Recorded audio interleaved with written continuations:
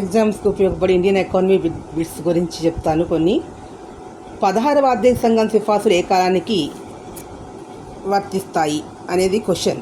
ఇది వచ్చి 2026-31. కేంద్ర రాష్ట్రాల మధ్య ఆర్థిక వివాదాలను ఏ సంస్థ పరిష్కరిస్తుంది? ఆర్థిక సంఘం.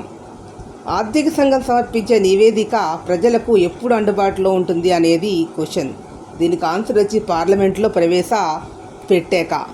15వ ఆర్థిక సంఘం సిఫార్సుల్లో స్థానిక సంస్థలకు సంబంధించి కింది వల్ల సరైన సమాధానాన్ని గుర్తించండి అని అడుగుతున్నారు.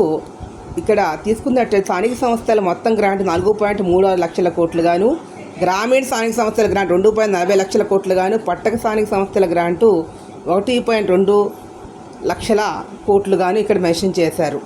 పోతే 15వ ఆర్థిక సంఘం సిఫార్సుల ప్రకారం రాష్ట్రాల వాటాను ఎంత పంచుకోదగిన కేంద్ర రాష్ట్ర నికర ఆదాయాన్ని ఎంత శాతంగా నిర్ణయించారు? 15వ ఆర్థిక సంఘం సిఫార్సు వికేంద్రీకరణ ప్రమాణాలకు సంబంధించి కింది వాటిలో సరికానిది గుర్తించండి అంటే ప్రాంతం 18% అనేది తప్పు.